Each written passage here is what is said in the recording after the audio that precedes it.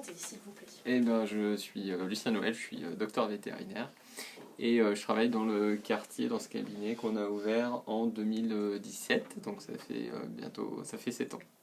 Pourquoi avez-vous choisi ce métier? Pour travailler avec les animaux principalement.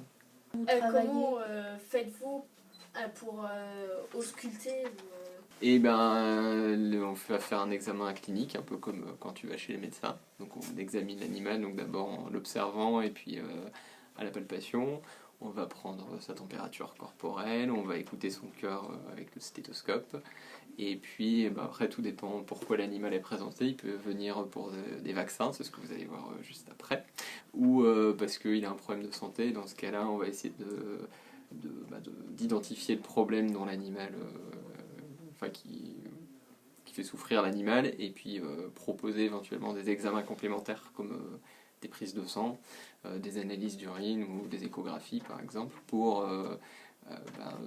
poser un diagnostic et puis trouver le traitement dont a besoin l'animal. Soignez-vous tous les types d'animaux?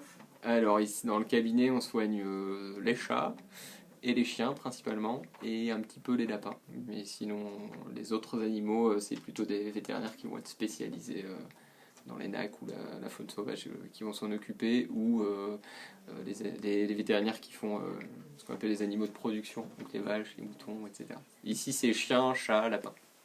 Comment se passe une consultation d'urgence?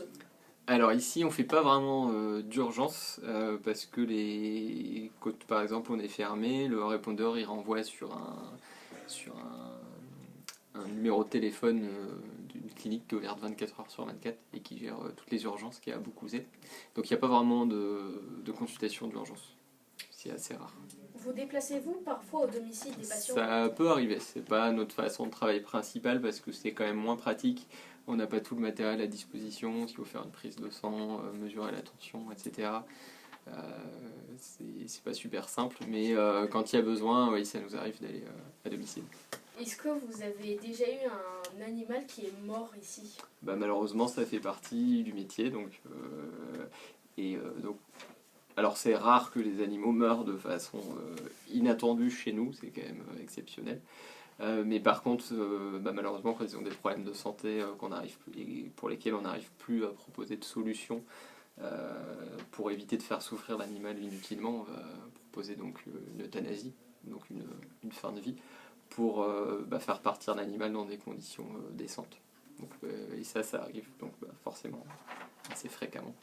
Quel est le cas le plus improbable que vous ayez eu à soigner? Une fois, on m'a ramené un chevreuil quand même, du quartier, voilà, ici. Ouais, ici. Il vous l'a dit l'autre fois. Ah bah ouais. Ça vous fait pas, j'ai dû remixer un peu la question. Ouais. Non, mais c'est vrai. Oui, une fois, on m'a ramené un chevreuil, donc on s'attend pas trop à ça quand on est dans les Hauts-de-Saint-Aubin. En plus, il l'avait vraiment trouvé dans le quartier, quoi. Quelles études il faut faire pour ouvrir un vétérinaire? Alors, je suis pas très à jour parce que ça a beaucoup changé. Je suis pas sorti il y a très très longtemps, c'était il y a 10 ans, mais ça a un peu changé. Moi, j'ai fait ce qu'on appelle une classe préparatoire. Donc, c'est après le bac, tu fais 2 ou 3 années de classe préparatoire pour préparer en fait un concours d'entrée. Et après le concours d'entrée, il te permet d'accéder ou non à une école vétérinaire. Et après, l'école vétérinaire, c'est sur 5 ans. Donc, en France, il y a donc maintenant 5 écoles. Il y a 4 écoles publiques et une école privée. Donc, moi, j'étais à Toulouse. Après, il y en a une autre à Lyon, une à Nantes, une à Paris, à Maison-Alfort. Et maintenant, il y en a une 5e qui a ouvert à Beauvais. Et moi, j'avais une petite question. Votre lien avec... alors, pour le coup, vous avez les petits patients. Hein, Ouais. Mais leur maître, c'est pas toujours...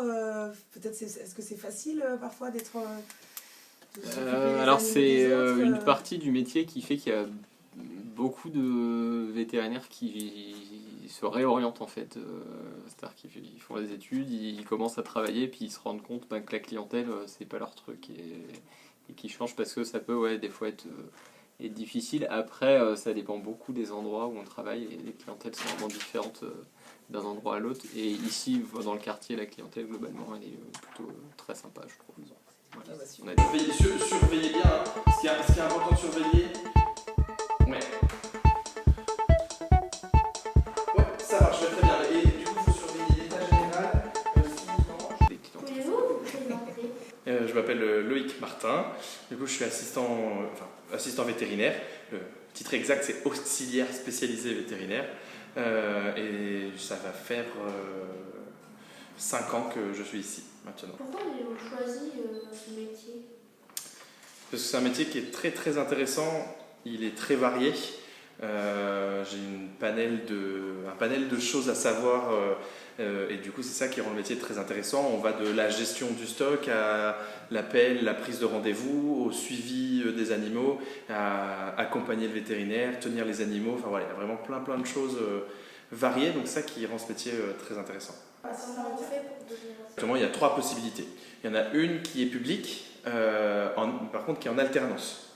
Donc il faut trouver un patron, un contrat, pour pouvoir effectuer l'alternance. Donc après, c'est 1 semaine de cours par mois en règle générale.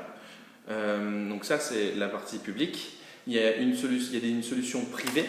Donc c'est avec des structures, des écoles privées qui forment. Donc c'est également en 2 ans. Celle qui est publique, c'est aussi en 2 ans. Donc là, une formation en 2 ans. À l'inverse, comme c'est pas de l'alternance, c'est beaucoup plus de cours. Après, il y a des stages à effectuer. Au début, en première année, il y a une journée par semaine et après, en deuxième année, il y a plus de stages à faire. Mais voilà, c'est pas totalement de l'alternance, c'est surtout des stages. Alors après, c'est un peu comme Angèle que vous avez vu, qui est ils sont un peu plus impliqués aussi au bout de leur deuxième année. Mais voilà, c'est pas exactement de l'alternance non plus, où on fait vraiment partie de la structure. L'autre possibilité après, ça c'est un peu plus compliqué, un peu moins performant, c'est à distance. Donc en fait c'est que des cours à distance, etc. Un peu de visio mais sans professeur, sans forcément de pratique. Donc... Est-ce que ça vous arrive de soigner des animaux? Alors moi directement, plutôt rarement, je suis vraiment la seconde main, je viens après le vétérinaire. Si le vétérinaire il me demande de faire un pansement ou de faire ce genre de choses, je vais faire. Mais c'est principalement le vétérinaire qui lui va soigner, voir dans un premier temps les animaux et ensuite si j'ai des choses à faire il me le demande, mais c'est pas moi dans un premier temps qui vais faire les premiers gestes. Avez-vous déjà refusé d'ausculter un animal? Les seules raisons pour lesquelles on peut le faire, c'est si vraiment il y a des problèmes financiers malheureusement. C'est un peu triste à dire. Alors nous, on essaye d'éviter le plus possible, on essaye toujours de trouver des solutions. Voilà, on essaie vraiment de trouver le plus possible de solutions. De mémoire, je suis pas sûr que ça nous est arrivé. Sinon, en règle générale, on essaie toujours de trouver des solutions. On essaie de s'adapter. Voilà, le plus important, c'est de pouvoir soigner les animaux. Donc, dans la majorité des cas, on se débrouille pour le faire.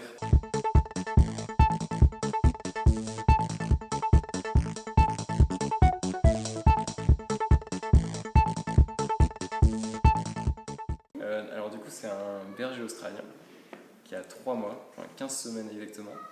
Et donc... Ça fait 1 mois qu'on l'a adopté. Ouais. Et voilà, petite femelle qui s'appelle Ewa, trop mignonne. Pour quelle raison êtes-vous venu consulter aujourd'hui? Pour un rappel de vaccin voilà, pour faire un petit check-up. Et pour avoir son passeport aussi, parce qu'on compte voyager cet été. Du coup on va avoir un passeport pour aller en Suisse et pouvoir emmener notre chien. Ouais, je serais impressionné un peu. Donc là il a 15 semaines. Ouais. Et elle fait 7 kilos, c'est ça? Ouais. Ah oui, là. Est-ce qu'elle est en surpoids? Non, mais elle grandit trop vite. Donc il va falloir. Ah ouais, elle grandit ouais, vous voyez. Et donc là, il faudrait peut-être restreindre un petit peu la quantité. Donc l'idée, c'est pas de la faire maigrir. Alors. Bon. Ewa, couchez. C'est bien. Super. Tiens, au niveau comportement, ça va? Vous avez pas de soucis? Juste là, comme beaucoup de gens la touchent, elle tendance à mordiller, à mordre. C'est lourd, en fait il y a des gens qui demandent même pas, quoi. C'est un truc de fou. Oui. Et pour la propreté, c'est comment? Elle se retire toute la nuit, quand on part 3h l'après-midi, pareil, nickel. En fait, si elle fait des pipis, c'est plus quand on est là, après une période de jeu où on a quand t'es un peu excité, ouais. On avait parlé de la vaccination contre la rage la dernière fois. Oui. On a dit qu'on le faisait ou pas, je sais pas. Je crois pas, je crois qu'on avait bien. Et par contre, la toute chenille, oui. C'est ce qu'on avait dit. La dernière fois avec le vaccin, elle avait bien réagi, il n'y avait plus de problème. Alors, déjà, on ne pouvait plus la porter. Elle ne supportait pas qu'on la touche. Bah, elle devait peut-être avoir mal au niveau de Et elle a l'audition. été complètement amorphe. On était même inquiets, elle n'était pas fatiguée, elle réagissait plus quoi. À un moment donné, on a cru qu'elle était plus là quoi. C'est comme chez nous, hein, ça peut. Ah ouais, mais c'était impressionnant. Hein. Ça nous a fait trop peur. Bah, tu peux avoir un état fébrile, quoi, comme quand tu choques une grippe. Et tu peux aussi avoir une douleur au niveau du point d'injection.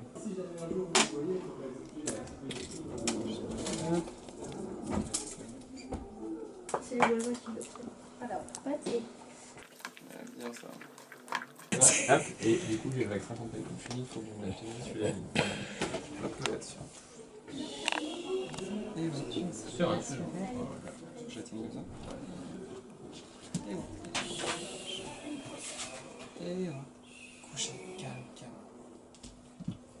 Attends, et voilà. Ah oui. Voilà, nickel. C'est technique. Il est juste Par voie orale, celui-là. Ok. C'est juste le liquide que tu. Non. Bah, c'est sur le côté, tu le mets un peu sur la joue. Ok, d'accord. C'est bien mon chien. C'est bien. C'est bien mon chien. T'es trop fort. T'es trop fort. On passe un super moment. Oh oui. Ah oui, on passe un super moment. C'est bon, il faut descendre. Un petit bout de pâté à lécher. Ah ah. Regarde ça. Si tu as aimé cette vidéo, n'oublie pas de liker. Et si tu aimes notre contenu, abonne-toi. À la prochaine. Ciao.